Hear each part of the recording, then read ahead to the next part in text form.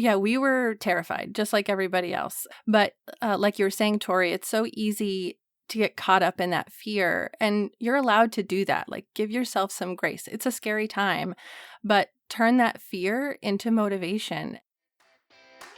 Welcome to the Wear, Wag, Repeat podcast. I'm Tori Mystic. As a dog mom lifestyle expert, blogger, and business owner, I love talking to other women in the pet industry and sharing their advice with you every week. Sit, stay, and listen to the latest episode.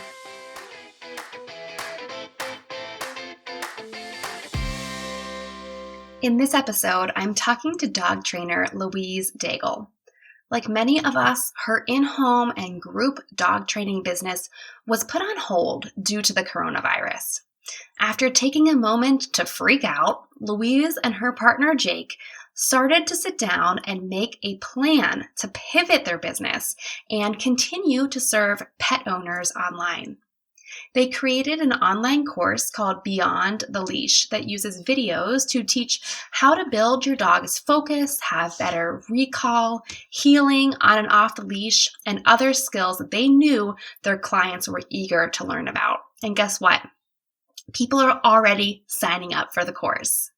This course and other online offerings are keeping Louise in business even during the quarantine. If you'd like to check out the course for yourself, head over to her website, redpointydog.com, and you can use promo code WAG to get $10 off the course. Thank you, Louise, for setting that up. Speaking of online communities, Louise is one of many members of the Wear, Wag, Repeat Labs Facebook group. This free Facebook group is a special place where I like to go to learn, experiment, and investigate ideas to grow our pet industry businesses. Whether you're looking to get a boost on a recent Instagram post or you want some feedback on a new idea, the women of Wear, Wag, Repeat Labs are here to help. So click over to Facebook and request to join the group today. Again, it is called Wear, Wag, Repeat Labs. Louise Daigle is the founder of Red Pointy Dog Training in New Hampshire. Her two Australian cattle dogs, Monzo and Piper, posed unique challenges that inspired Louise to become a dog trainer. As a first-time dog mom 9 years ago, she knew that she needed to be the best dog mom she could be in order to help her dogs feel comfortable in the world we live in. As a certified professional dog trainer, Louise focuses on positive, practical, and force-free methods of training. She started Red Pointy Dog Training in 2017 and 2 years later joined forces with her partner, Jake Belmont. You can usually find her driving home to meet with people and their dogs or hiking in the mountains of New Hampshire. Hey, Louise. Hi. Thank you so much for being on the podcast.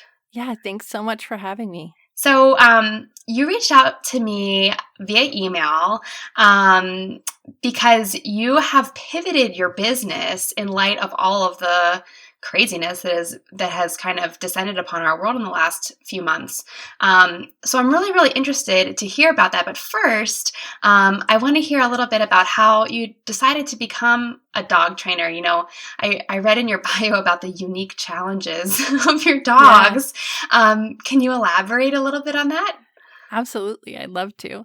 So many dog trainers have like their story, and it often starts with a difficult dog. So when I was in college, I was actually majoring in dairy management, and I accidentally took a canine learning theory course. And at the time, my advisor had a cattle dog, and I fell in love with the breed. So in that class, I ended up taking a lab at a local animal shelter and made some connections with some local dog trainers, and that was great. And as I was raising Monzo, my first dog, I realized when he hit his second fear period around 8 or 9 months that he was going to have some problems. And being the dog trainer I am now, I should have seen that coming a mile away. And things he was previously just fearful of, he started, barking, lunging, typical, reactive dog behaviors. And I was so lucky to have great positive dog trainers in the area that I could take reactive dog classes with them and really start to help Monzo acclimate better and learn better coping mechanisms. He's still fearful of dogs, but we have such a good routine now. He's a dog I really trust. But yeah, like I said in my bio, I had to learn to be a dog trainer to help him. And it's because of him that I'm a dog trainer today. Something that you just said was his second fear period. Is that correct? I've never heard that term before. What does that mean? So puppies go through all kinds of stages of development. So one we're most commonly known is between the age of 8 and 12 weeks. That's their critical socialization period. And then they go through another period between 6 and 14 months. It's a 2 to 3 week window. So it's hit or miss. Wow. We never really know when it's going to come. We just know it's coming. And it's where we start to see, a previously confident dog suddenly be afraid of like the mailbox or a flag that they've seen plenty of times before. Or for a dog that maybe lacks a bit of resiliency, like my own dog Monzo, it's when we start to see that reactivity or fear aggression start to come out. It's a really important time to continue to reassure your dog and continue to make lots of positive associations for them. That is so interesting. I'm going to have to definitely look into that because you're the first person I've ever heard refer to it, but it makes total sense. Oh, really? And I can like picture examples of that happening with my own dogs and dogs I know. So that's so cool. So for most dogs, if you get them from a breeder or you adopt a really resilient dog, you don't even really see that fear period. It comes and goes so quickly. But for some dogs that, like I said, it might be lacking in some resiliency or ability to cope with stress, it can be a real problem. And it's just important to be prepared for it. Yeah. Well, and I think that there's, you encounter so many people and dogs who their dog does something and the person's like, oh my God, they've never done that before. So it seems like something like that might be able to just pop up kind of when you're not expecting it. Exactly. So tell us, so you've been training dogs for like 8 or 9 years, and what is your business usually like? Like, how is it structured? Yeah. So typically the bulk of our business comes from meeting with people inside of their homes, training their dogs. So whether it's puppy raising, they just adopted a new dog, or their dog is dealing with severe aggression problems, we meet with people in home to help them help their dogs. We do also offer a variety of group training classes in the area as well. But obviously, that's all changed. That has all changed. And so when you reached out to me via email, you told me that you had pivoted your business, and something that really caught my attention was, you were talking about other pet business owners and how a lot of people, when things change abruptly and dramatically like this, they can be met with a lot of fear and frustration and not really sure how to move forward because they're just paralyzed in fear of like, I can't keep doing my business. My business is going to just shut down. But that doesn't have to be the case. So you've kind of pivoted your business and started an online course. Can you tell us about that? Yeah. So we were terrified, just like everybody else, and still kind of are. But like you were saying, Tori, it's so easy to get caught up in that fear. And you're allowed to do that. Like, give yourself some grace. It's a scary time, but turn that fear into motivation. And that's what Jake and I did. We really put our minds to paper and brainstormed and came up with a topic for a course that would complement any one of our services. So if someone's taken a puppy class with us, manners, reactive dog, if we've worked one-on-one for aggression, we created an online course that would complement all of that. So we were really lucky that our local Grange Hall was still open. We rented it for the afternoon, and we took Monzo and Piper and we filmed all day. We took every bit of video we could. It's not perfect, but it's done, and that's what's important. And we just really hustled and edited these videos and created handouts and opened our first teachable course online. That is so awesome. I think that, I talk to a lot of other course creators, and since I have my own online course, I interact with other course creators who aren't in the dog space. And I think a lot of people that I see, they have an idea for a course. They spend like months writing the content. They spend months filming the videos. And then they finally edit it and it's ready like 2.5 years later. Right. So it's amazing that you just kind of like took the bull by the horns and just filmed all these videos, and you could use your own dogs, and you and Jake obviously could kind of, I'm guessing, help each other out. One person start the camera and the other person instruct and that kind of stuff. So talk about, really turning that fear into motivation. That's really impressive. Yeah. Yeah. It's been quite the process. Yeah.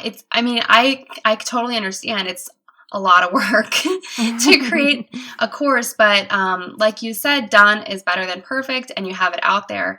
And one of the cool things that you said is that it complements all of your existing programs, so that people who have been clients are going to make sense of your course. But what I am also hearing is people could take the course who have never worked with you before, and like maybe when the world opens up again eventually, they could work with you in person and it'll all kind of fit together. Yeah, exactly. So what would you suggest to someone who is listening to this? Maybe they're a trainer or a dog sitter or a groomer or something like that, and they'd like to create an online course, but they have no idea. The technical part is just like overwhelming to them. Yeah. How would you recommend that they kind of get started in doing that? So my first recommendation is to get it on paper. And you might not know what your topic should be yet. And we didn't. We just sat down and did an idea dump and wrote every single thought that came to mind on paper for like 15 minutes. And then, highlighted the top 5. And the other thing that's so cool is most of us have an email list or a Facebook page. You can ask your followers what they're interested in. What do they want to know more about? And it's so easy to be overwhelmed by tech, and I continue to be overwhelmed by tech, but we did it with our cell phone with a cheap $10 Amazon tripod and, free editing software, and just threw it together. And there's great, editing places online like Canva or even just Google Drawings to create handouts and lesson plans. It can be really easy if you make it easy. So it can be overwhelming, the amount of content that you could cover, because as a dog trainer, you specialize in reactive dogs and positive reinforcement training, and there's all these different kind of specialties and niches. How did you narrow it down to what you were going to cover in your course? So that's a great question. And we were able to narrow it down based on the need that people wanted. So we constantly have people telling us their dogs pull on leash, that their dogs don't come when called, and that they lack engagement. So it just was like magic for us. We knew we wanted to create a course that encompassed all those things. So we created Beyond the Leash, which was a 4-part online course to boost your dog's engagement, build their attention, and connect with them beyond the leash. So it will improve their recall. It'll improve their leash manners. It'll teach them to heel. It'll teach them to come away from prey animals. So that was just based on our own client base of the people that we have, figuring out what their pain points are, what their dog's struggles are, and then kind of clustering that together in content that we could sell to them. And are people signing up, and have they started doing the lessons? Yes, it's been so much fun.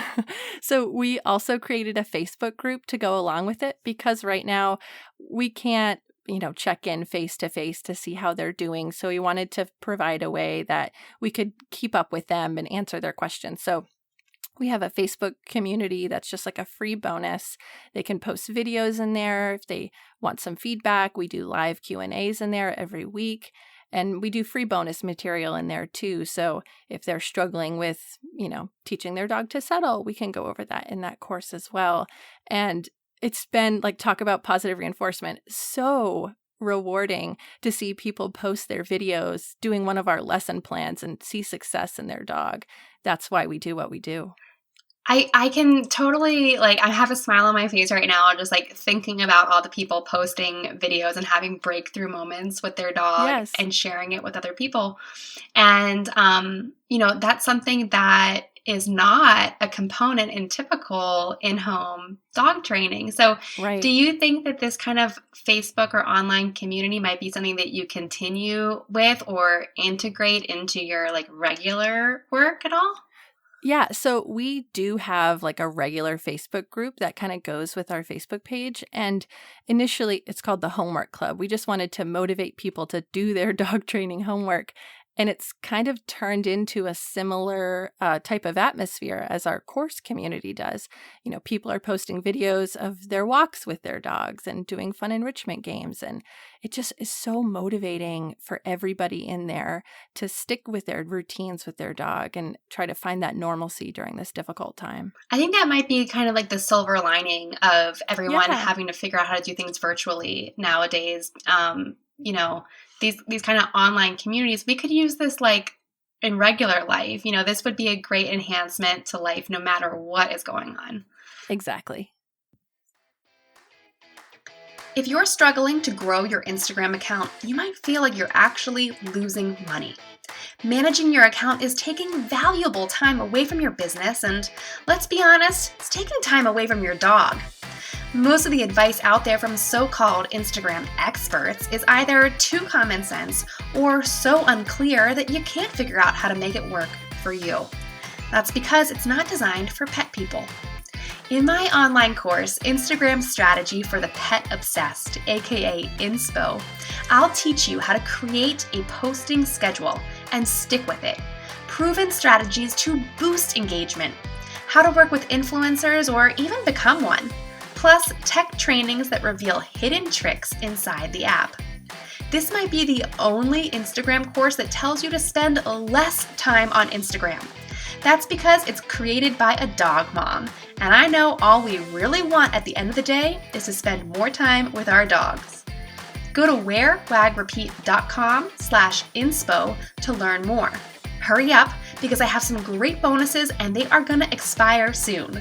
That is wherewagrepeat.com/INSPO.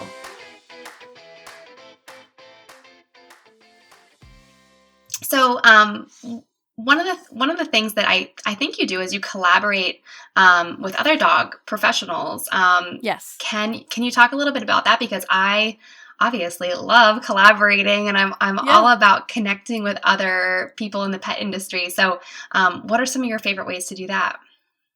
So I am super lucky that in the area I live in, I'm surrounded by amazing dog trainers, dog walkers, dog daycares, pet sitters. It's been awesome. And collaborating with them on giveaways and projects, or even just if you need help or you need to bounce ideas off someone, having somebody in that community that you can reach out to has been so beneficial to me. And, it's one of the mindsets that we try to live by is community over competition, because it's so easy to say, yeah, I have like 6 dog trainers very close to me. They are my competition. Absolutely. But they're also part of our community and we're all working towards the same goal. And when your clients see you collaborate with other dog professionals, that makes you seem more warm and welcoming, and you're more of a face that they can trust. And that's the kind of mindset we want to live by, and we want to share that with our clients and our community. Yeah, I think that's just, kind of like leading by example. Right. And I love how you put it that, when your clients see you collaborating, they can just tell, even subconsciously, that you're going to be a collaborative, open-minded, warm person to work with. I had never really thought about it that way. Yeah. And yeah, it's been so good to work with these people and use them as a resource, and then they can use us as a resource. And like I said, we're all working towards the same goal. We want to help people and we want to help dogs, and we can expand our reach by doing that. And I'm curious, I want to kind of get your thoughts on this. So something that I've been thinking about is, due to the coronavirus, we've all seen so many stories that animal shelters are empty because people are adopting every dog.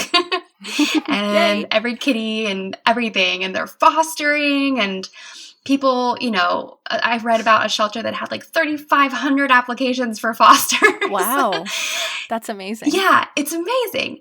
But, when life does go back to normal and people go back to 40-hour a week plus jobs, what do you think is what's going to happen? This is just kind of like, I'm picking your brain on this, but yeah. What do you think is going to happen, or kind of what are the challenges that people are going to face with all these new dogs that aren't used to their regular lives?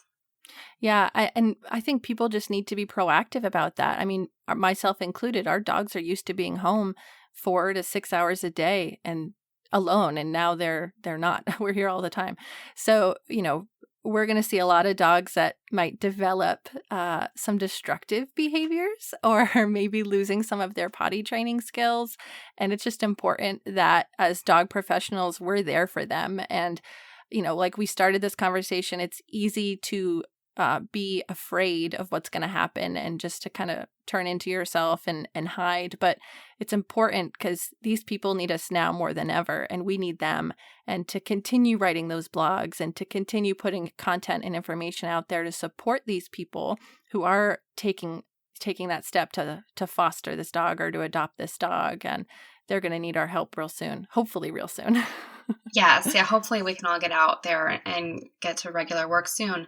But yeah, that's a great point. Not as a pet parent, and I know people listening to this are usually in the pet industry, not necessarily new pet owners, but as pet professionals, I think we can educate people and get the word out there that if your brand new dog that you adopted during quarantine, when you go back to work, he eats your baseboards, don't send him back to the shelter. Right. Just put some time into training and educating and bonding, because it's going to be a shift for everyone. So absolutely, I think we can do our part by just getting the word out there that, it's possible to train your dog.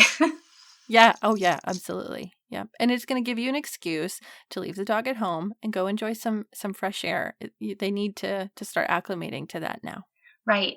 Yeah. And in preparation for people to go back to work, is there a way that they can kind of ease their dog into that? Yeah, absolutely. So again, like one of my dogs has to be crated when we leave. And if you have a newly adopted dog, start crate training them now. Err on the side of caution. Go forward as if they're going to destroy your home and start crate training now and setting up those routines, even as simply as crating them when you eat dinner or crating them when you go get the mail, whatever it might be, so they can start really getting used to that change in your routine as well. That's great advice. So we talked at the very beginning about your dog, Monzo, but we didn't touch on Piper at all. So tell us a little bit about Piper and how your two dogs get along and what you guys love to do together.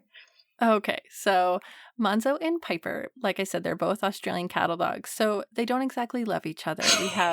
We have tolerance, and that's enough. That's all I can ask for. But they're both very active dogs. They're 8 and 9 right now. So for Piper's a trick dog champion. She loves doing tricks. That's her heart and soul. We're also working on parkour titles and stunt dog titles.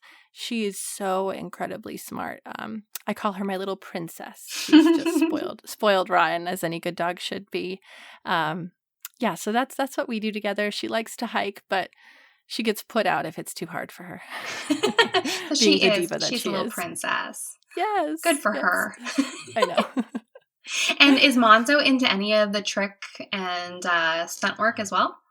So Monzo is our parkour dog. He's working on his trick titles, but he's my nosework dog. So we compete in nosework together. And we were so devastated when our NW2 trial was canceled because of the coronavirus, but it's just given us more time to practice. Yes, so we'll get I know. Back to it. Everything has been canceled. Lucy, my dog Lucy, has been working on her tricks as well. Oh, yay. And so we're trying to get our novice trick dog title, or what, like the baby one, the one for like puppies. Lucy's 8 years old, and we're trying to get that. And we were going to get it at a dog show in April, but that got canceled. Yeah. So I think there's a way to submit videos and get it online. Yep. So that's a good quarantine project for us. Yeah, we were so lucky the AKC opened up their titles to allow video submissions. So that's something we've been working on in our Facebook group. We had 13 dog owners get their dog's novice trick dog titles in the last 2 weeks. Oh, yay. Awesome. Oh, well, that gives me motivation. You can do it. I should definitely do it. I mean, she really, I think actually doing the videos is probably easier than doing it in person because you can do it in an environment where you're comfortable. Exactly. So take this little extra boost. You have to do it now. Okay. All right. This is my quarantine resolution is to get our trick dog novice title. Awesome. I'll hold you to it. Thank you. All right. Well, Louise, tell everyone where can they find your course? Whether they want to take it or if they're a dog trainer somewhere else in the country, I'm sure that you would live up to the community over competition. If you're a different dog trainer, you could check out your course and maybe get inspired by it. So where can people find it? So if you go to redpointydog.com, we have a link to our online courses right there, or you can find us on Facebook at Red Pointy Dog Training. Awesome. Well, that is easy enough. Thank you so much for being on the show. It was really great to talk to you. Thank you so much for having me. It's been a lot of fun. What did you like most about this episode? Find me on Instagram at TMystic and let me know what intrigued you or what questions you have about starting or growing your own dog-inspired business. You can also screenshot this episode and tag me in your stories. I love to see who is listening out there. Some of the best conversations happen after the episode, right? So track me down over on Instagram or join the Wear, Wag, Repeat Labs Facebook group to connect with other dog-obsessed entrepreneurs. And as always, you can find all the links and resources discussed in this episode at wearwagrepeat.com/podcast. See you back here next week.